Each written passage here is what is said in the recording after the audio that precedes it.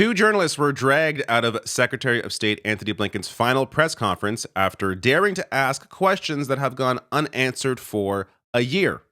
So I'm going to show you these clips as well as the breakdown, the fallout from all of this, as well as the reaction from CNN, which, when faced with actual journalism, are stunned to discover how rude people can be. But before I get there, let me first just briefly here, we are in the midst of a potential ceasefire. Now, I'm skeptical because we know that Trump got a lot of money from a major donor in relation to his support of allowing Israel to annex the West Bank. I feel like this is the transaction that is actually going to go on here, but we're going to wait and see. But, even after the ceasefire was announced, Israel killed 78 people, at least 78 people in Gaza. So, they're making sure to get all the bombs in before the actual ceasefire is supposed to come into force, which is on Sunday. But this gets to the topics at hand here, where the first journalist, as you see, is going to be dragged out while he's questioning Antony Blinken. You waved the white flag before Israeli fascists. We'll have the time to take questions at the end. Your father-in-law was an Israel lobbyist. Your grandfather was an Israel lobbyist. Are you compromised by Israel? Why did you allow the Holocaust of our time to happen? How does it feel to have your legacy be genocide? How does it feel to have your legacy be genocide? You too, Matt. You smirk through the whole thing every day. You smirk through the genocide. Thank you. So that was Max Blumenthal. The reaction there from Antony Blinken is just priceless. Just thank you. Thank you for accurately describing what my legacy will be. So I want to get to the next clip here that I'm going to focus on a bit because the way CNN treats him is wild. But Rashida Tlaib tweeted this out, saying Blinken lied to Congress and allowed starvation to be used as a weapon of war. It's well documented. He supported war crimes and blatantly lied to Congress about it. So I'm going to get to more of a breakdown on this, but I want to show you the clip, the reason why this is brought up here, as you're going to see journalist Sam Husseini here, and in the end of the clip, he claims that Blinken should be in The Hague, and the case is pretty solid on that. Finally, I just wanted to share this morning. Get your hands off me. Get your hands off me. Get your hands off me. Answer a damn question. I look forward to answering questions in a few minutes. You know about Israel's nuclear weapons. Everybody from the ICJ. I was sitting here quietly, and now I'm being manhandled by 2 or 3 people. You pontificate about a free press. You pontificate about a free press. You are hurting me. You are hurting me. You are hurting me. I am asking questions after being told by Matt Miller that he will not answer my questions until I'm asking. Please, sir, respect the process. We'll have an opportunity to take questions in a few minutes. Wasn't the point of the May 31st statement to block the ICJ orders? You blocked the ICJ orders. Please, sir, respect the process. Thank you. Oh, respect the process. Respect the process while everybody from Amnesty International. From Amnesty International to the ICJ saying that Israel's doing genocide and extermination, and you're telling me to respect the process. Criminal, why aren't you in The Hague? Why aren't you in The Hague? Why aren't you in The Hague? It is wild to me how Antony Blinken tries to push this off by saying, respect the process.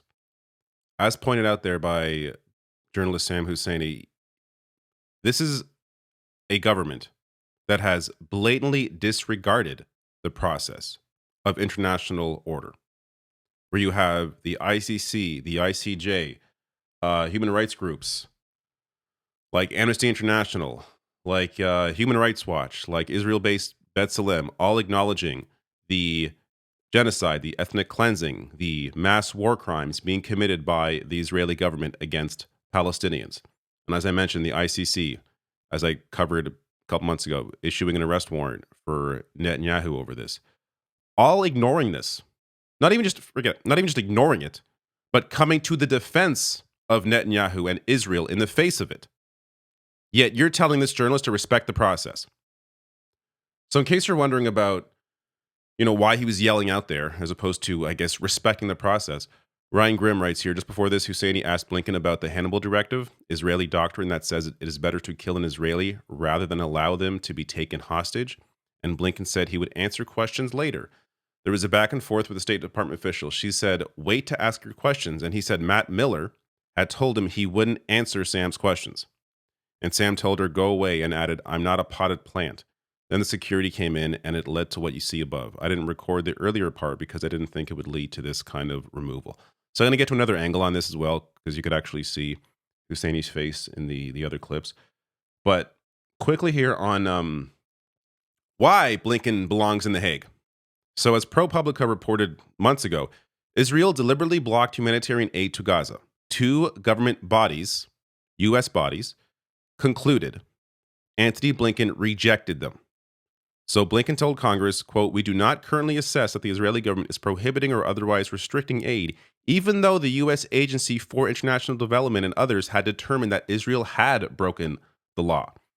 So their conclusion was explosive because U.S. law requires the government to cut off weapons shipments to countries that prevent the delivery of U.S.-backed humanitarian aid, which goes to why Blinken and Joe Biden did not want to recognize the actual facts.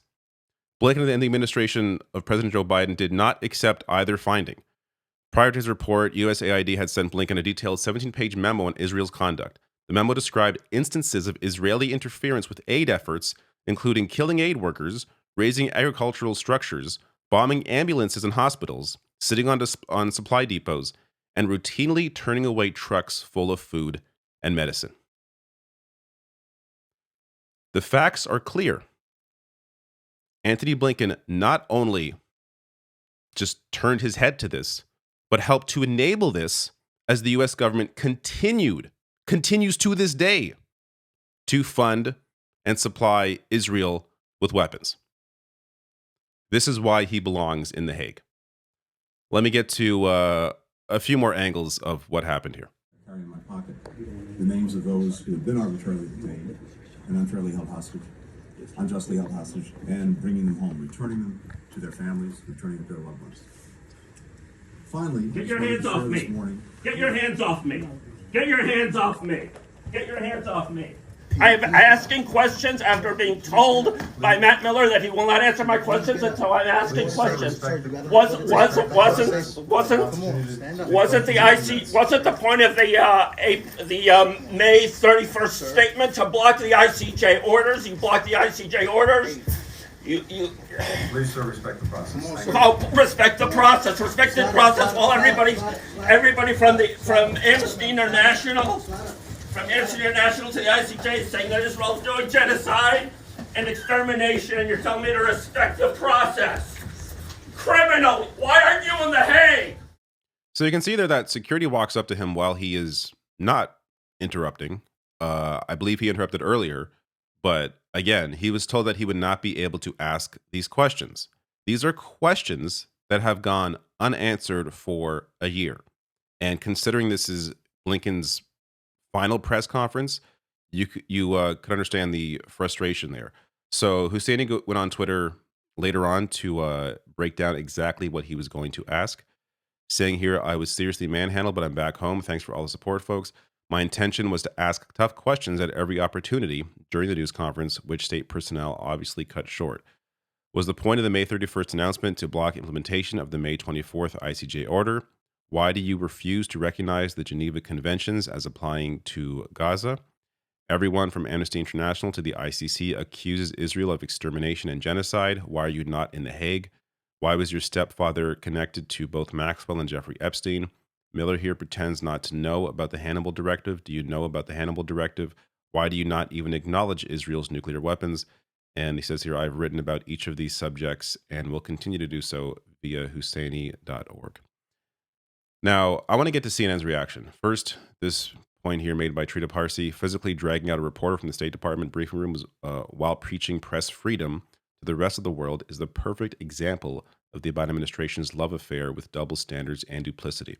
And this gets to the CNN clip, because you're going to see here. They also go on to preach how wonderful press freedom in America is after showcasing what just happened. As you heard, he was repeatedly interrupted by some cringeworthy heckling by activists, which is highly unusual in a situation like this. I'm going to bring you in, Alex. I mean, we were both sitting here pretty stunned, frankly. This is supposed to be a press conference with a room of journalists. Those were activists. Why aren't you in the Hague? Why aren't you about Israel? Wow. So I can't speak to who that was. What I will say is that, over the past few years, whether it's the Pentagon, the State Department, the White House, we have seen, and allow me to be cheesy for a moment, this is a testament to American democracy and the way that American administrations approach their press rooms. I mean, yeah, it is a testament to it, but not in the way that you think it is. They dragged the man out, asking questions that apparently other journalists there are afraid to ask. That's why he's asking them in the way he's asking them, because they have gone unanswered for a year, and he wants to get them out. Well, what's a testament to press freedom after showing that is just a remarkable take. Now, the other part of that is so insane is the anchor calling this cringe-worthy heckling. These people, man, they value, you will, once you recognize this, and I'm sure many of you that watch this network, this channel, like I'm a network. I don't know why I call myself a network. Any of you that watch this channel on a consistent basis, you know this already. But they value CNN, MSNBC, Fox News to a degree. They're worse in other ways, but they value decorum. They value waiting your turn. They value, kind behavior above all else. Regardless, genocide going on that the U.S. is funding, supplying weapons for. Oh, how dare you ask questions out of turn? That's cringeworthy. Not, the genocide that the U.S. is funding. No, let's excuse that and focus on the man that very rudely yelled out amongst the crowd. Like, it's just so.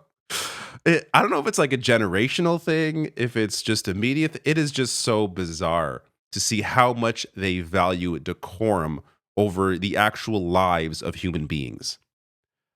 So a few last things here. They act like, who is this guy? I don't know.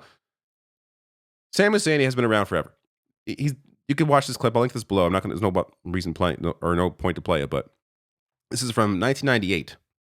He's asking Netanyahu a question here about the ethnic cleansing of Palestinians. Here he is in 2018 being dragged out of a Trump-Putin press conference, and which was widely reported on at the time as well. Be it, Variety. This is a CNN clip. CNN. Everyone was reporting on this. So it's not like this is some guy out of nowhere. And then you have the commentary here from Mediaite. Mediaite, which, they're all over the place in terms of their politics. They just kind of want to cover things that are clickbaity. But their commentary here, disrupted by Blinken's presser with repeated shouts and diatribes. I love this phrasing here.